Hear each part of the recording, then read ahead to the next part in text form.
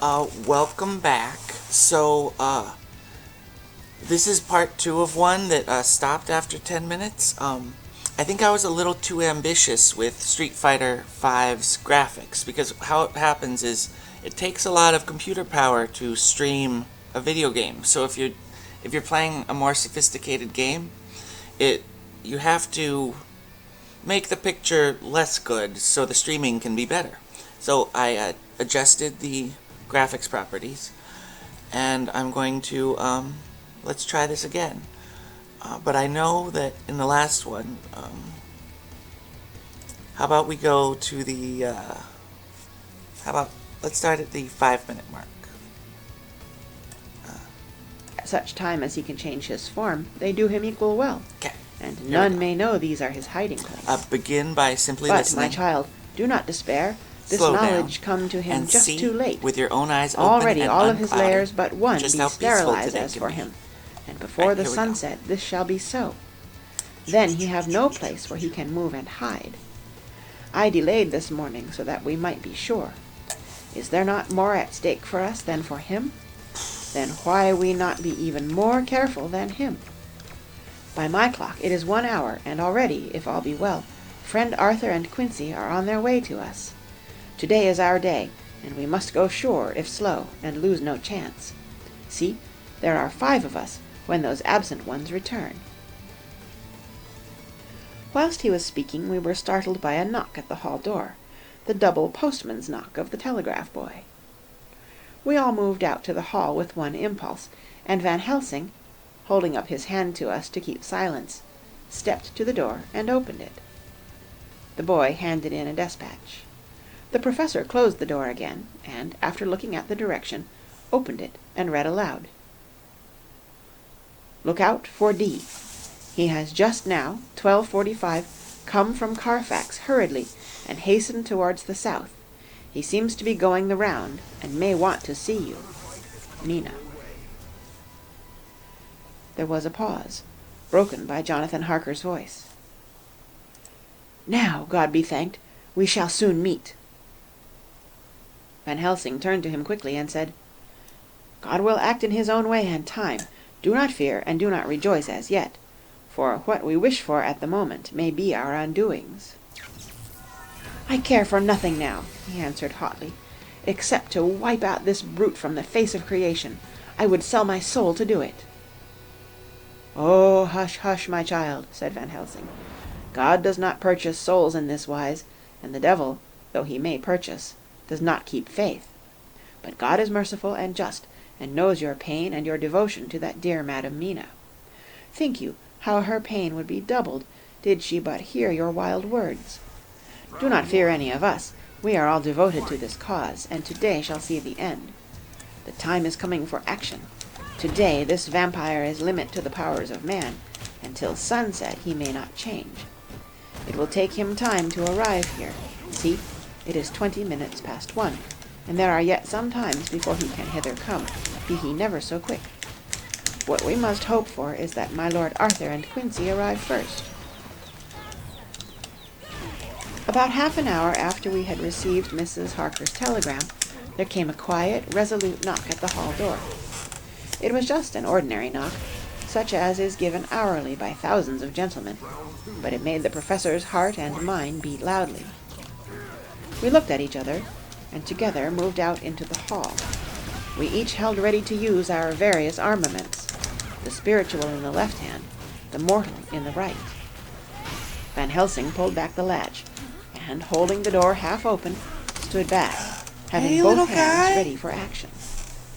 The gladness of our hearts must have shone upon our faces when on the step, close to the door, we saw Lord Godalming and Quincy Morris.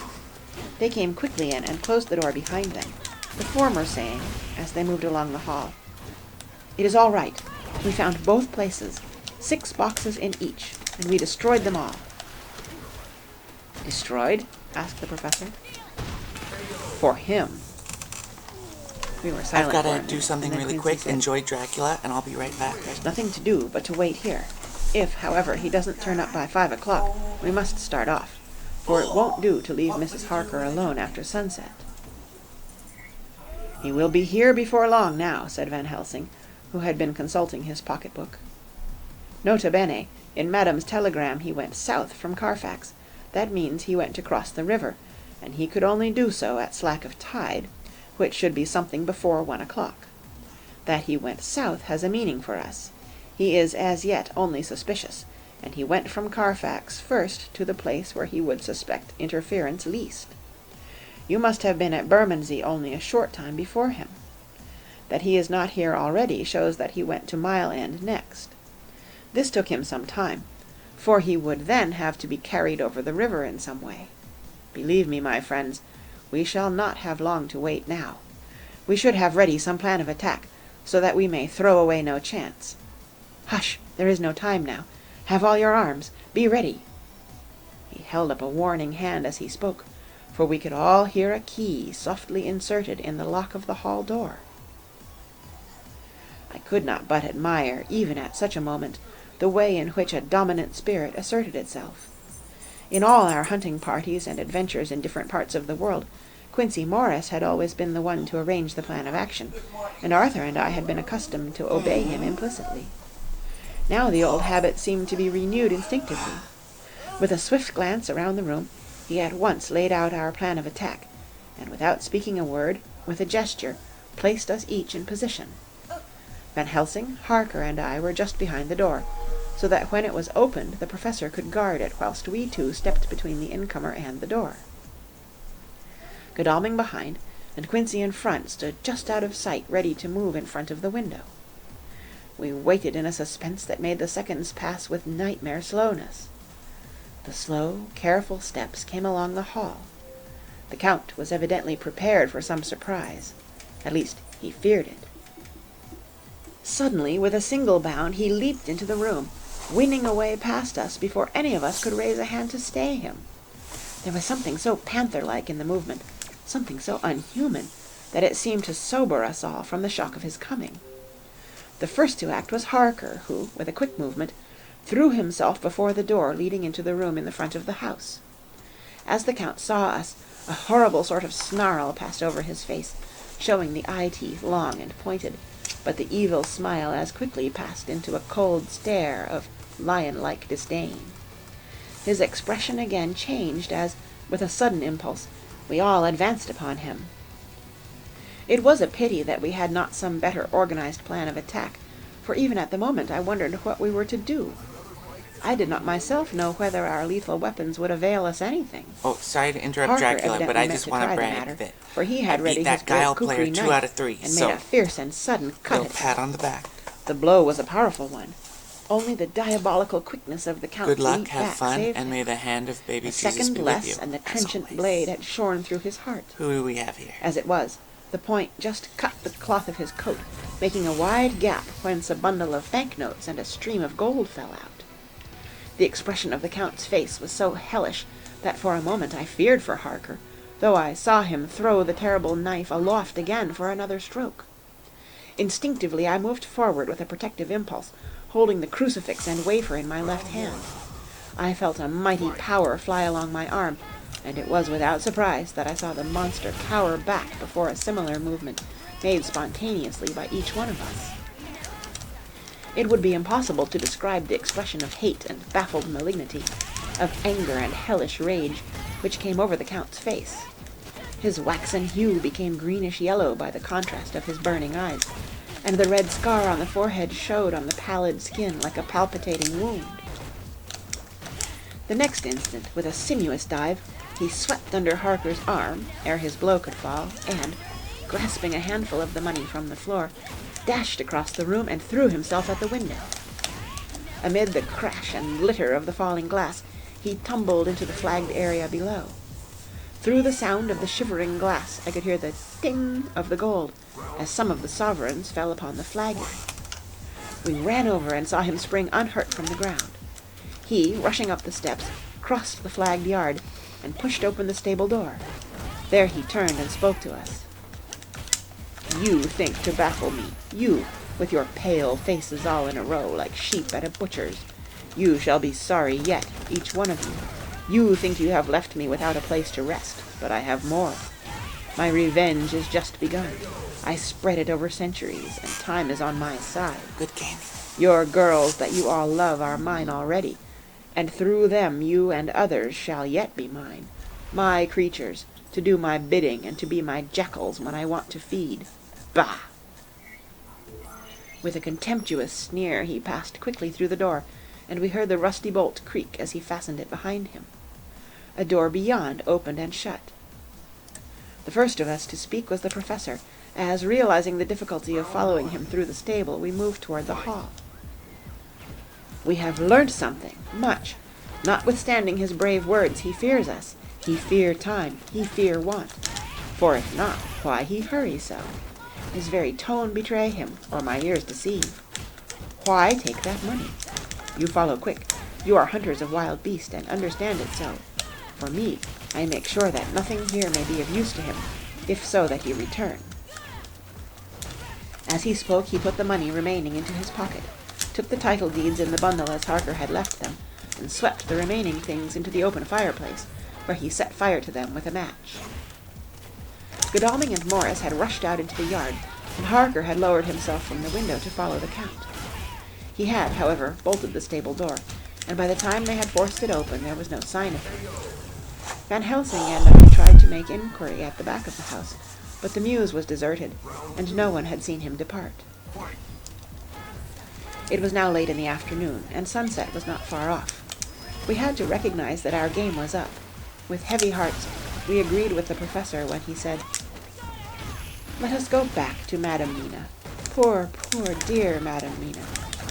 All we can do just now is done, and we can there at least protect her. But we need not despair. There is but one more earth box, and we must try to find it. When that is done, all may yet be well." I could see that he spoke as bravely as he could to comfort Harker. The poor fellow was quite broken down. Now and again he gave a low groan which he could not suppress. He was thinking of his wife. With sad hearts we came back to my house, where we found Mrs. Harker waiting us, with an appearance of cheerfulness which did honor to her bravery and unselfishness. When she saw our faces, her own became as pale as death. For a second or two her eyes were closed as if she were in secret prayer, and then she said cheerfully, "I can never thank you all enough. Oh, my poor darling." As she spoke, she took her husband's gray head in her hands and kissed it. "Lay your poor head Good here game, and rest dude. it. All will yet be well, dear. God will job. protect us, if he so will it in his good intent." The poor fellow groaned. There was no place for words in his sublime misery.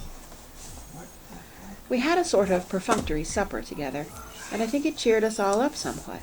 It was, perhaps, the mere animal heat of food to hungry people, for none of us had eaten anything since breakfast, or the sense of companionship may have helped us, but anyhow we were all less miserable, and saw the morrow as not altogether without hope. True to our promise, we told Mrs. Harker everything which had passed, and although she grew snowy white at times, when danger had seemed to threaten her husband, and red at others when his devotion to her was manifested, she listened bravely and with calmness. When we came to the part where Harker had rushed at the Count so recklessly, she clung to her husband's arm, and held it tight as though her clinging could protect him from any harm that might come. She said nothing, however, till the narration was all done, and matters had been brought right up to the present time. Then, letting go her husband's hand, she stood up amongst us and spoke. "Oh, that I could give any idea of the scene, of that sweet, sweet, good, good woman, in all the radiant beauty of her youth and animation, with the red scar on her forehead of which she was conscious, and which we saw with grinding of our teeth, remembering whence and how it came. Her loving kindness against our grim hate, her tender faith against all our fears and doubting, and we, knowing that so far as symbols went, she, with all her goodness and purity and faith, was outcast from God." "Jonathan," she said, and the word sounded like music on her lips, it was so full of love and tenderness. "Jonathan, dear, and you all, my true, true friends, I want you to bear something in mind through all this dreadful time. I know that you must fight, that you must destroy, even as you destroyed the false Lucy, so that the true Lucy might live hereafter. But it is not a work of hate.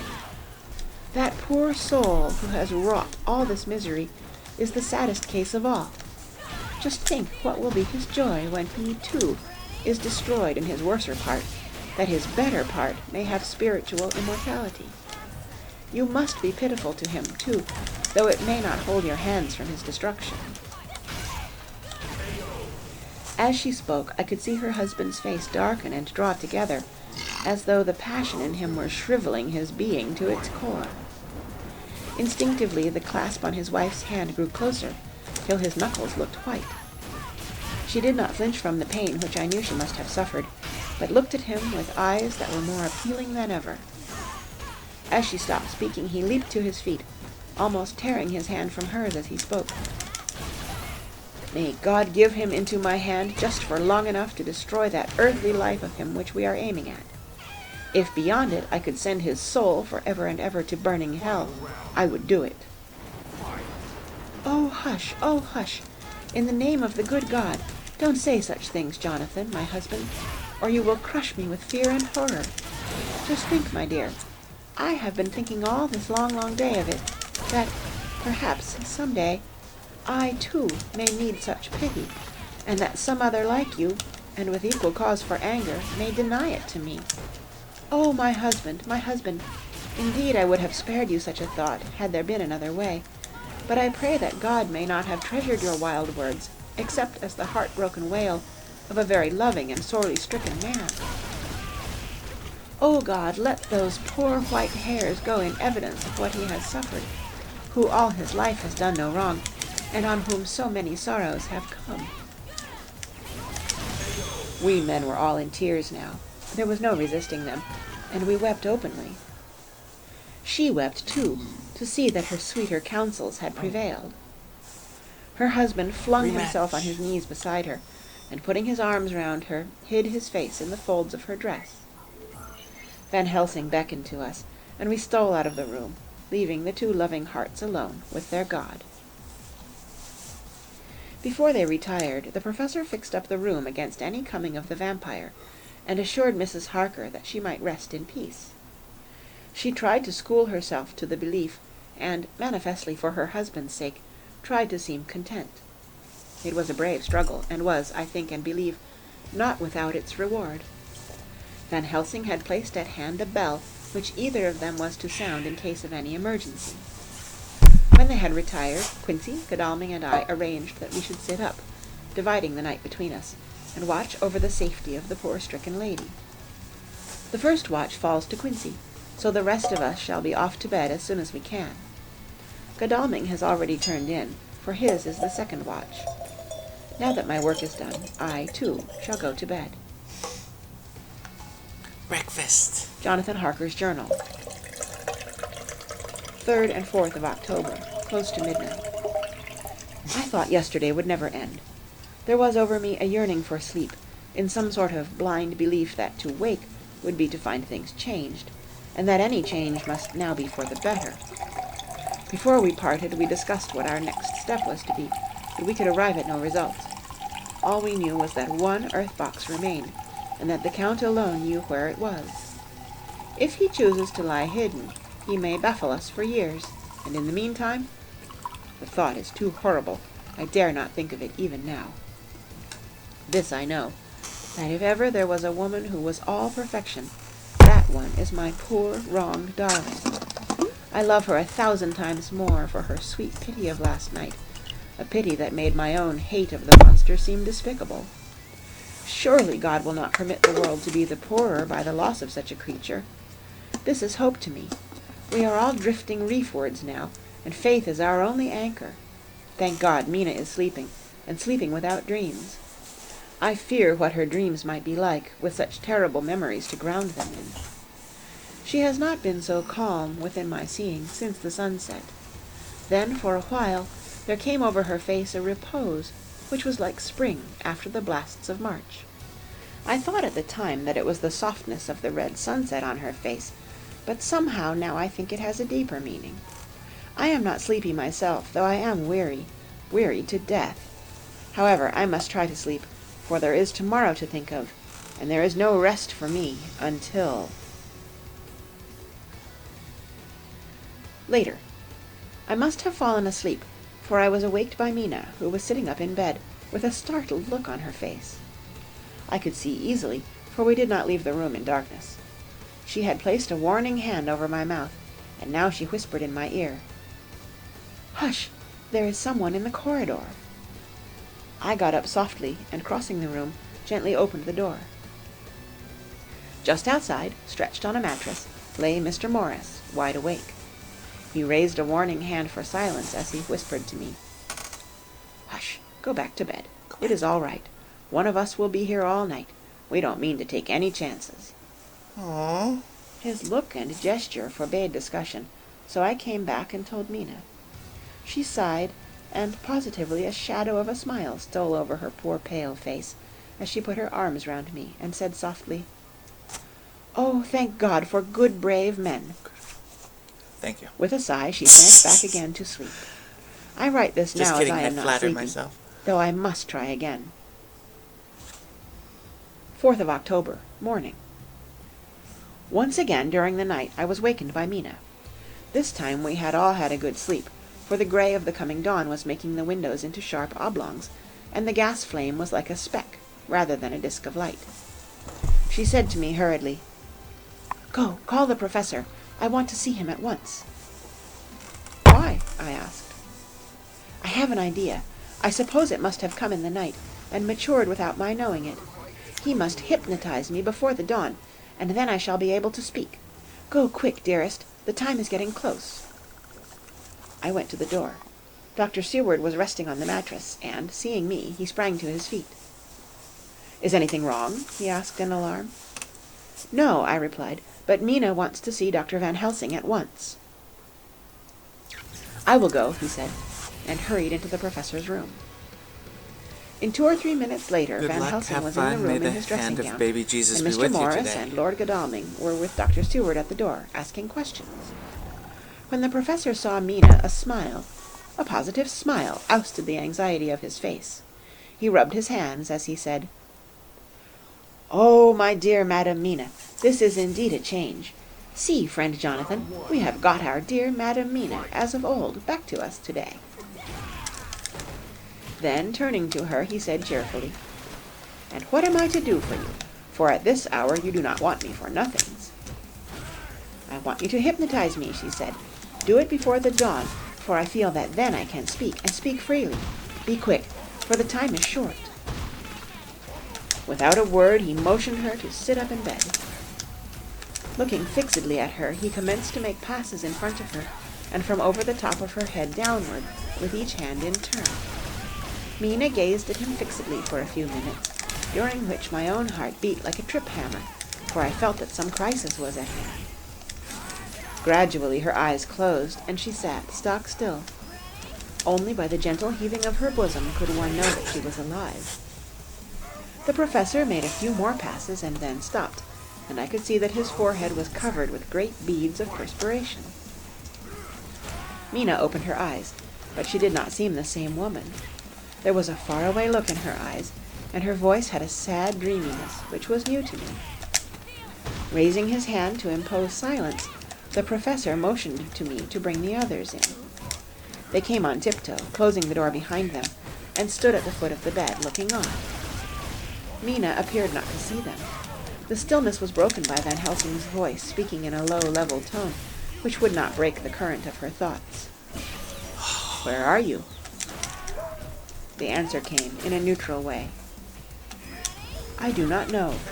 Sleep has no place it can call its own."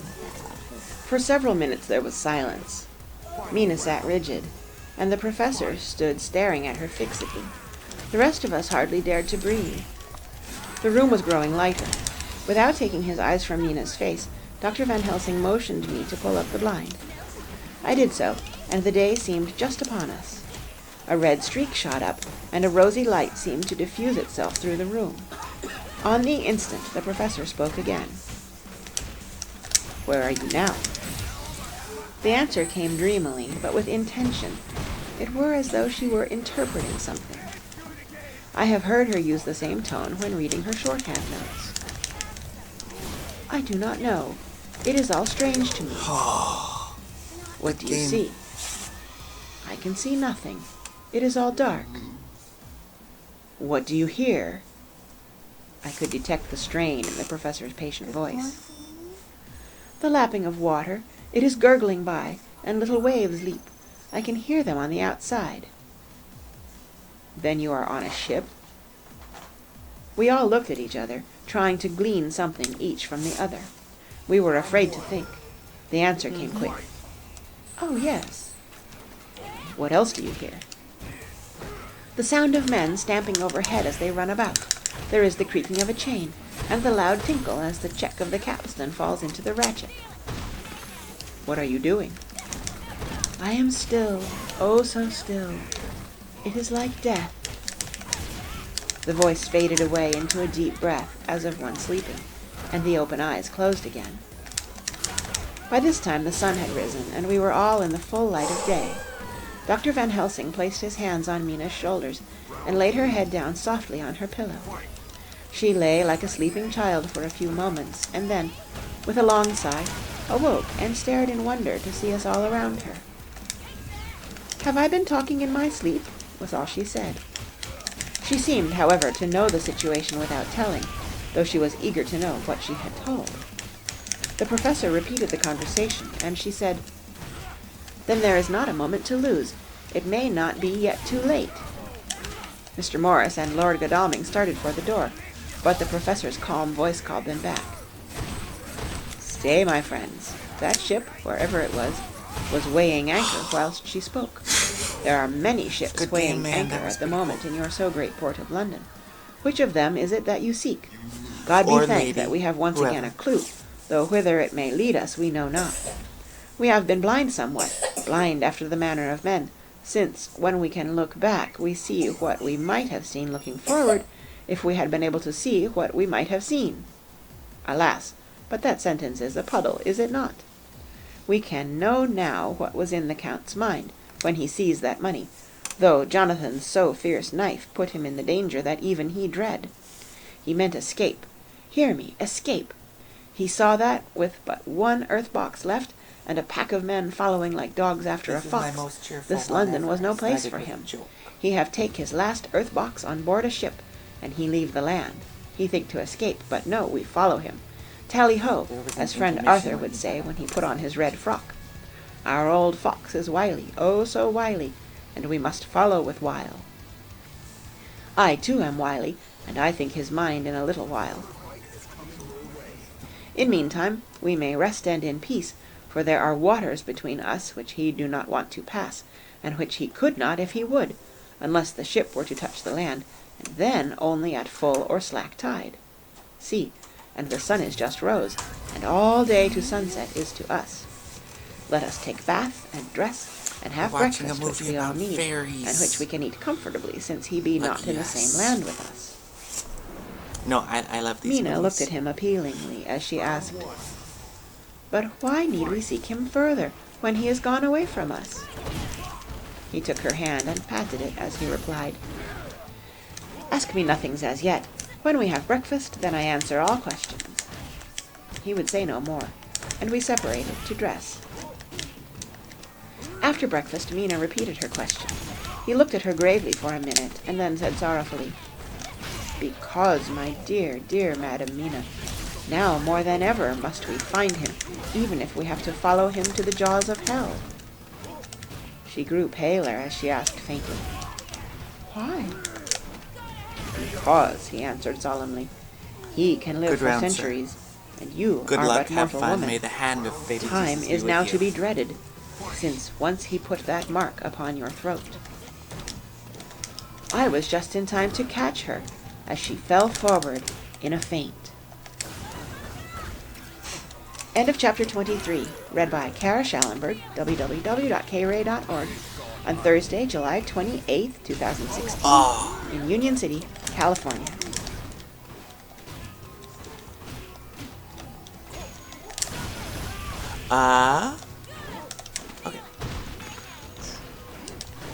So this was a super fun one. Gotta focus on this match or I'm gonna lose it all. But this one was super fun. We begin by simply listening to everything you can hear. Listen, feel, make sure everything's... Okay, so make sure everything's cool. Then slow down. Try slow speed mode. Everything should have like a very light, balanced touch. And then see with your own eyes open and unclouded when you're there. Like, don't take my word for it. See for yourself just how peaceful today's gonna be. It's probably gonna be even more peaceful than you're worried it's gonna be. And, if that's something that worries you. Alright, I have to get back to focusing. And then I'm gonna go do some other stuff. Whoa. No! Darn you, Dalsim!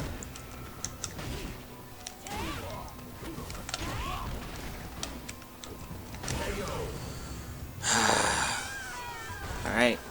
Thanks, as I often say, if you're hearing this now, this worked. Catch you guys on the flip side.